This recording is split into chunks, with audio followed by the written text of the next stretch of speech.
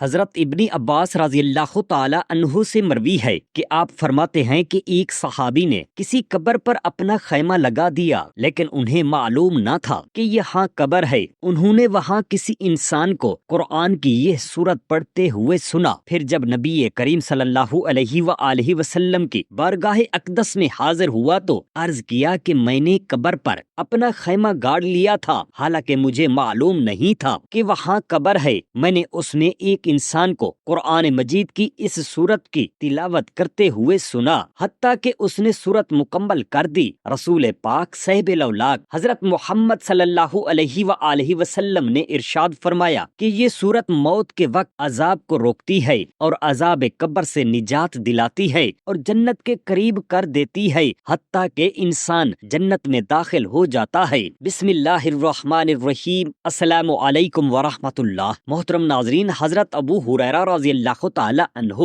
رسول اللہ صلی اللہ علیہ وآلہ وسلم سے روایت کرتے ہیں کہ آپ صلی اللہ علیہ وآلہ وسلم نے ارشاد فرمایا، جب اللہ تعالیٰ کسی بندہ سے محبت کرتا ہے تو حضرت جبرائیل امین علیہ السلام کو بلاتا ہے اور انہیں حکم دیتا ہے کہ میں فلاں بندہ سے محبت کرتا ہوں، تم بھی اس سے محبت کرو۔ تو حضرت جبرائیل امین علیہ السلام بھی اس بندے سے محبت کرنے لگ جاتے ہیں۔ پھر آپ آسمان میں اعلان کر دیتے ہیں کہ اللہ تعالیٰ فلاں بندے سے محبت کرتا ہے، تم بھی اس سے محبت کرو۔ پس اہل آسمان بھی اس سے محبت کرنے لگتے ہیں۔ پھر زمین میں اس کی مقبولیت کا اعلان کر دیا جاتا ہے، پھر اسی طرح اسے زمین میں مقبولیت سے نواز دیا جاتا ہے۔ حضرت ابو ہریرہ رضی اللہ تعالی عنہ سے روایت ہے، رسول اللہ صلی اللہ علیہ وآلہ وسلم نے فرمایا کہ اللہ تعالیٰ ارشاد فرماتا ہے، جو میرے کسی ولی برگزیدہ بندوں کے ساتھ دشمنی رکھتا ہے، میرا اس کے ساتھ اعلان جنگ ہے۔ ادائیگی فرائض سے بڑھ کر میرے نزدیک کوئی چیز محبوب نہیں ہے جس کے ذریعہ بندہ میرا قرب حاصل کرے۔ میرا بندہ نوافل کے ذریعے میرا قرب حاصل کرتا رہتا ہے،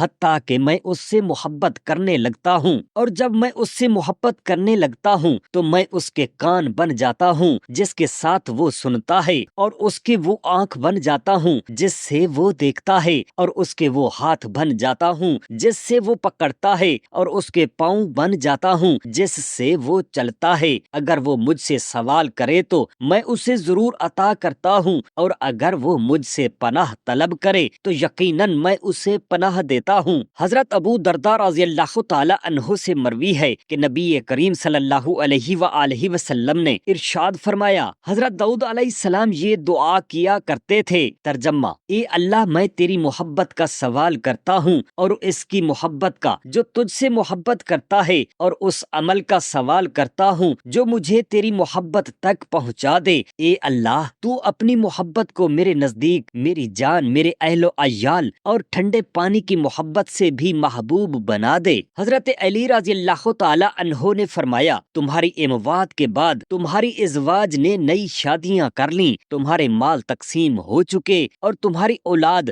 یتیموں کے زمرہ میں شامل ہو گئی۔ وہ مکان جو تم نے بنائے تھے ان میں تمہارے دشمن مقیم ہو گئے، یہ تمہاری قبریں ہیں، اب تم ہمیں اپنے متعلق بتاؤ۔ ایک صاحب قبر نے جواب دیا، ہمارے کفن پھٹ چکے ہیں اور بال بکھر چکے ہیں اور جلد ٹکڑے ٹکڑے ہو چکی ہے، ہماری آنکھیں رخساروں پر بہ گئی ہیں، ناک میں پیپ بھر گئی ہے، جو کچھ ہم نے آگے بھیجا تھا اس کو پا لیا ہے، اور جو کچھ پیچھے چھوڑ آئے اس میں نقصان اٹھایا ہے، ہم قبروں میں بطور امانت پڑے ہوئے ہیں۔ حضرت اسید بن حضیر اور حضرت عباد بن بشیر رضی اللہ تعالی عنہما کسی حاجت کے لیے رسول اللہ صلی اللہ علیہ وآلہ وسلم کے پاس تھے، حتیٰ کہ رات کا ایک حصہ گزر گیا۔ یہ رات بڑی طویل تھی۔ جب وہ باہر نکلے تو ان میں سے ایک کا عصا روشن ہو گیا اور وہ اس روشنی میں چلتے رہے، حتیٰ کہ ایک مقام پر ان کا راستہ جدا جدا ہو گیا تو دوسرے کا عصا بھی روشن ہو گیا۔ اس طرح وہ دونوں اپنے عصا کی روشنی میں گھر پہنچ گئے۔ حضرت حبیب رضی اللہ تعالی عنہ کی قید ہونے کے طویل قصہ میں بنت حارث فرماتی ہیں کہ میں نے حبیب رضی اللہ تعالی عنہ سے اچھا قیدی نہیں دیکھا، میں نے اسے انگور کا خوشہ کھاتے ہوئے دیکھا، حالانکہ ان دنوں میں کسی قسم کا پھل نہ تھا اور آپ بیڑیوں میں جکڑے ہوئے تھے، یہ اللہ تعالیٰ کی طرف سے عطا کردہ رزق تھا۔ ایک آدمی نے نبی کریم صلی اللہ علیہ وآلہ وسلم کی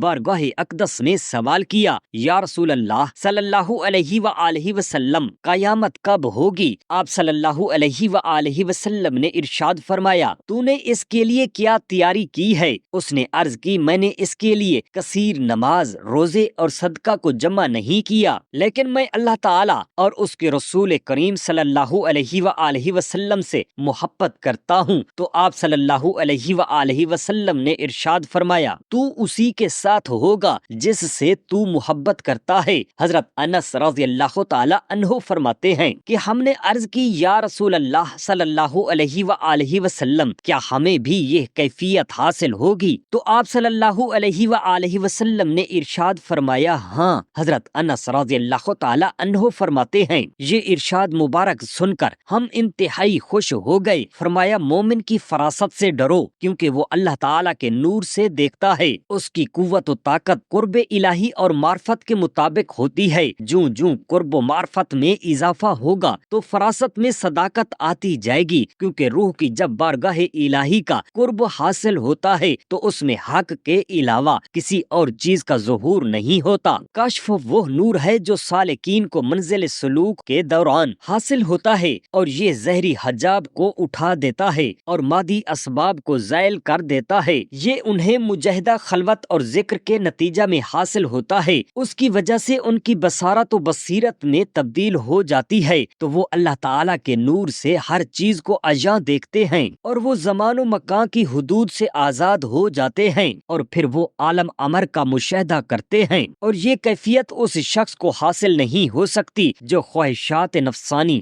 شیطانی وساوس، شکوک و شبہات، عقائد باطلہ میں مبتلا ہو، کیونکہ یہ ان روشن اور قلوب سلیمہ کے لیے خاص ہے جو دنیا کی تاریکیوں سے پاک ہو چکے ہوں اور شکوک و شبہات اور مادی کثافتوں سے منزہ ہیں۔ جو شخص اپنی نظر کو محارم سے بچاتا ہے اور اپنے نفس کو شہوتوں سے روکتا ہے اور اپنے باطن کو اللہ تعالیٰ کے مراقبہ سے معمور کرتا ہے اور عقل حلال کا عادی ہوتا ہے، اس کی فراست اور کشف کبھی خطا نہیں کرتا۔ جو شخص اپنی نظر کو محارم سے نہیں بچاتا، اس کا تاریک نفس اس کے دل کے آئینہ کو گدلا کر کے اس کے نور کو مٹا دیتا ہے۔ کشف کی حقیقت یہ ہے کہ بندہ جب اپنے ظاہری حواس سے باطنی حواس کی طرف متوجہ ہوتا ہے تو اس کی روح اس کے حیوانی نفس پر غالب آ جاتی ہے۔ روح انتہائی لطیف اور ہر چیز کو آشکارا کر دیتی ہے۔ اس طرح بندے کو کشف کی کیفیت حاصل ہوتی ہے اور اسے الہام ہونے لگتا ہے۔ عظیم مورخ ابن خلدون اس کے بارے میں لکھتے ہیں، پھر عموماً مجاہدہ خلوت اور ذکر کے بعد ظاہر حجاب اٹھا دیے جاتے ہیں اور سالک عالم امر سے آگاہ ہو جاتا ہے۔ صرف ظاہری حواس سے ان چیزوں کا ادراک نہیں کیا جا سکتا، اور روح کا تعلق بھی علم امر ہے، اور اس کشف کا سبب یہ ہے کہ روح جب ظاہری حس سے باطنی حس کی طرف متوجہ ہوتی ہے تو ظاہری جس کے احوال کمزور اور روح کے احوال قوی ہو جاتے ہیں اور اس کا حکم غالب و ارتقاء پذیر ہو جاتی ہے۔ اس عمل میں ذکر معاون کا کام دیتا ہے، کیونکہ وہ روح کی ترقی کی غذا ہے۔ روح اسی طرح پروان چڑھتی رہتی ہے حتیٰ کہ علم کے بعد مشاہدہ کا مقام آتا ہے، ذہ کے حجابات اٹھا دیے جاتے ہیں اور نفس انسانی اتنا صاف اور شفاف ہو جاتا ہے کہ آسانی سے ہر چیز کا ادراک کر لیتا ہے۔ اس وقت مالک کو علم لادنی اور فیوزات الہیہ کا حصول ہوتا ہے۔ پھر فرماتے ہیں کہ کشف اکثر اوقات صاحب مجاہدہ کو ہی حاصل ہوتا ہے۔ اس کی وجہ وہ کائنات کے حقائق جان لینا ہے جو دوسرے لوگ نہیں جان سکتے۔ صحابہ کرام رضی اللہ تعالی عنہم صاحب مجاہد تھے اور ان کو سب کیفیات حاصل تھیں، جیسا کہ حضرت ابو بکر صدیق، حضرت عمر فاروق، حضرت عثمان غنی اور حضرت علی رضی اللہ تعالی عنہم کی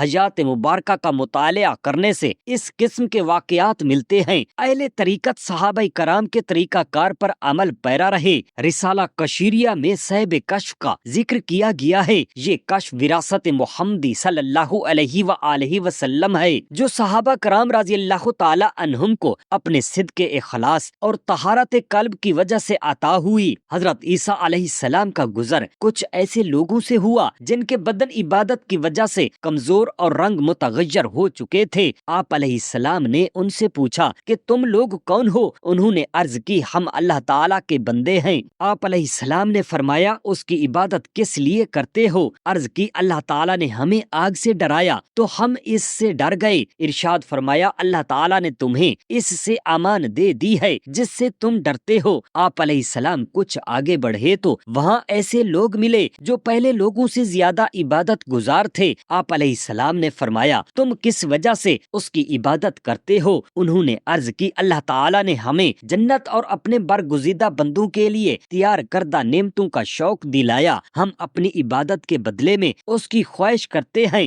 آپ علیہ السلام نے فرمایا کہ اللہ تعالیٰ نے تمہاری خواہش کے مطابق تمہیں عطا کر دیا ہے۔ پھر آگے بڑھے تو کچھ اور عبادت گزاروں سے ملاقات ہوئی۔ فرمایا تم کون ہو؟ عرض کی کہ ہم اللہ تعالیٰ کے محب ہیں، ہم ان کی عبادت نہ تو نار جہنم کے خوف سے کرتے ہیں اور نہ ہی اس کی جنت کے شوق میں، بلکہ ہماری عبادت اس کی محبت اور عظمت و جلال کی وجہ سے ہے۔ آپ علیہ السلام نے ارشاد فرمایا تم ہی اللہ تعالیٰ کے حقیقی ولی ہو، مجھے علم ہوا کہ میں تمہارے ساتھ ٹھہروں، اور آپ علیہ السلام ان لوگوں کے درمیان مقیم ہو گئے۔ حضرت عثمان غنی رضی اللہ تعالی عنہ کے پاس ایک ایسا شخص آیا جس کا راستہ میں ایک عورت سے آمنا سامنا ہو گیا اور اس کی نظر اس عورت پر پڑ گئی۔ حضرت عثمان غنی رضی اللہ تعالی عنہ نے اسے فرمایا کہ تم میں سے بعض لوگ ہمارے پاس آتے ہیں، ان کی آنکھوں میں زنا کا اثر ہوتا ہے۔ تو اس شخص نے کہا کہ رسول اللہ صلی اللہ علیہ وآلہ وسلم کے بعد بھی وہی نازل ہوتی ہے؟ تو آپ رضی اللہ تعالی عنہ نے ارشاد فرمایا نہیں، یہ تو مومن کی فراست ہے۔ حضرت عثمان غنی رضی اللہ تعالی عنہ نے اس شخص کی تعذیب اور اس کی اس فعل سے روکنے کے لیے اس بات کا اظہار کیا تھا۔ رسول اللہ صلی اللہ علیہ وآلہ وسلم سے مروی ہے کہ آپ صلی اللہ علیہ وآلہ وسلم نے ارشاد فرمایا کہ ایک شخص کسی دوسرے گاؤں میں اپنے بھائی کی زیارت کے لیے گیا، اللہ تعالیٰ نے راستے میں ایک فرشتہ مقرر کر دیا۔ جب وہ شخص اس کے پاس سے گزرنے لگا تو اس نے کہا کہاں کا ارادہ ہے؟ اس شخص نے جواب دیا اس گاؤں میں اپنے بھائی کی زیارت کے لیے جا رہا ہوں۔ فرشتہ نے کہا کیا اس نے تم پر کوئی احسان کیا ہے جس کی وجہ سے تم جا رہے ہو؟ جواب دیا نہیں، میں تو صرف اس سے اللہ تعالیٰ کے لیے محبت کرتا ہوں۔ فرشتہ کہتا ہے کہ میں اللہ تعالیٰ کی طرف سے پیغام دیتا ہوں کہ اللہ تعالیٰ تجھ سے محبت کرتا ہے جس طرح کہ تو اللہ تعالیٰ کے لیے اس بھائی سے محبت کرتا ہے۔ حضرت جابر رضی اللہ تعالی عنہ سے مروی ہے کہ کوفہ کے کچھ لوگوں نے حضرت عمر رضی اللہ تعالی عنہ کے پاس حضرت سعد بن وقاص رضی اللہ تعالی عنہ کی شکایت کی۔ آپ نے تفتیش کے لیے ایک آدمی بھیجا، وہ کوفہ کی مسجد میں چکر لگا کر حضرت سعد رضی اللہ تعالی عنہ کے متعلق پوچھتا تو ہر کوئی آپ کی تعریف کرتا، حتیٰ کہ جب وہ اس سلسلہ میں ایک گاؤں میں پہنچا تو ابو سعدہ نامی آدمی نے کہا اگر تو سعد کے بارے میں ہم سے پوچھتا ہے تو میں تم کو بتاتا ہوں کہ حضرت سعد نہ تو مال غنیمت کو برابر تقسیم کرتے ہیں اور نہ جہاد کے لیے نکلتے ہیں اور نہ ہی فیصلہ کرنے میں عدل کرتے ہیں۔ جب حضرت سعد رضی اللہ تعالی عنہ کو یہ بات معلوم ہوئی تو آپ رضی اللہ تعالی عنہ نے فرمایا اے اللہ اگر یہ جھوٹا ہے تو اس کی عمر کو طویل کر دے اور اس کے فقر کو لمبا کر دے اور اس کو فتنوں سے دو چار کر دے۔ راوی کہتے ہیں کہ میں نے اس شخص کو دیکھا کہ وہ انتہائی بوڑھا ہو چکا تھا، بڑھاپے کی وجہ سے اس کی پلکیں آنکھوں پر گر گئی تھی اور فقر میں مبتلا تھا۔ جب اس سے پوچھا جاتا کہ تمہارا کیا حال ہے تو وہ کہتا کہ میں انتہائی بوڑھا اور فتنہ میں مبتلا ہو چکا ہوں۔ مجھے حضرت سعد رضی اللہ تعالی عنہ کی بد دعا لگی۔ حضرت ام ایمن رضی اللہ تعالی عنہا نے مکہ سے مدینہ کی طرف ہجرت کا قصد کیا تو آپ بغیر زاد راہ کے پیدل چل رہی تھی اور سخت گرمی میں روزہ سے تھیں۔ آپ کو سخت پیاس لگی تو حتیٰ کہ پیاس کی شدت کی وجہ سے ان کی موت کا خطرہ لاحق ہو گیا۔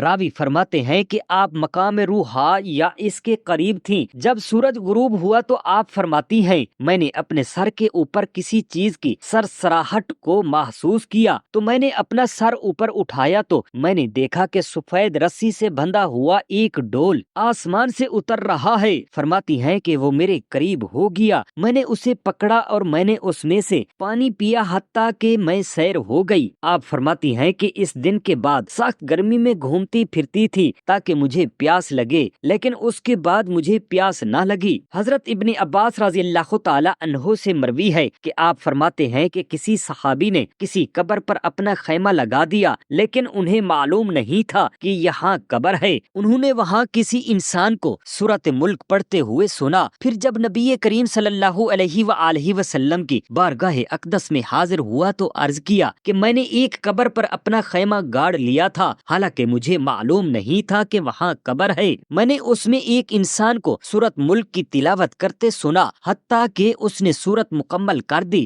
رسول پاک صاحب لولاک حضرت محمد صلی اللہ علیہ وآلہ وسلم نے ارشاد فرمایا، یہ سورت ملک موت کے وقت عذاب کو روکتی ہے اور عذاب قبر سے نجات دلاتی ہے اور جنت کے قریب کر دیتی ہے، حتیٰ کہ انسان جنت میں داخل ہو جاتا ہے۔ بہقی نے حضرت قیس رحمۃ اللہ علیہ سے روایت کی ہے، آپ نے فرمایا کہ حضرت ابو درداء اور حضرت سلمان فارسی رضی اللہ تعالی عنہما ایک پیالے میں کھانا کھا رہے تھے تو وہ پیالہ اور اس میں موجود کھانا اللہ تعالی کی تسبیح کرنے لگا۔ حضرت سفینہ رضی اللہ تعالی عنہ فرماتے ہیں کہ میں سمندر میں سفر کر رہا تھا کہ دوران سفر میری کشتی ٹوٹ گئی جس میں میں سوار تھا۔ میں ایک تختہ پر سوار ہو گیا، اس تختہ نے مجھے ایک ایسے جنگل میں اتارا جہاں شیر موجود تھا۔ وہ شیر مجھ پر حملہ کرنے کے لیے آگے بڑھا تو میں نے کہا، میں رسول اللہ صلی اللہ علیہ وآلہ وسلم کا خادم ہوں، اے شیر۔ تو شیر نے اپنے سر کو جھکا دیا اور میرے قریب آ کر اپنے کندھے سے مجھے دھکیلنے لگا، حتیٰ کہ مجھے جنگل سے نکال کر ایک راستہ پر گامزن کر دیا اور دھیمی دھیمی آواز میں دھاڑنے لگا۔ میں نے سمجھ لیا کہ یہ مجھے الوداع کہہ رہا ہے۔ حضرت انس بن مالک رضی اللہ تعالی عنہ سے روایت کی ہے کہ حضرت معاذ بن جبل رضی اللہ تعالی عنہ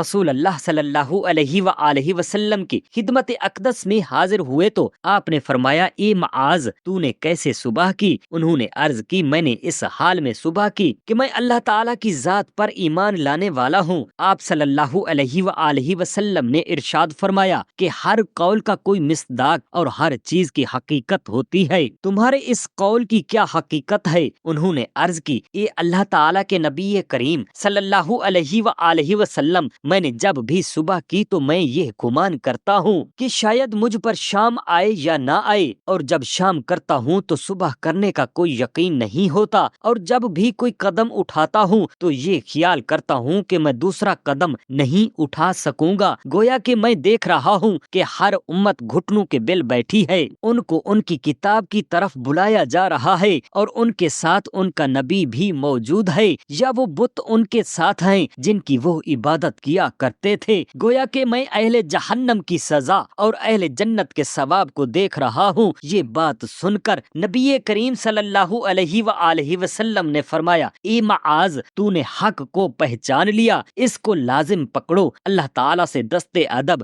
گریہ وزاری سے دعا کرتے ہیں ہم تمام مسلمان بہن بھائیوں کو سیدھا راستہ جو صحابہ کرام رضی اللہ تعالی عنہ کا ہے اس پر چلنے کی توفیق عطا فرمائے، آمین یا رب العالمین۔ جزاک اللہ خیرا کثیرا۔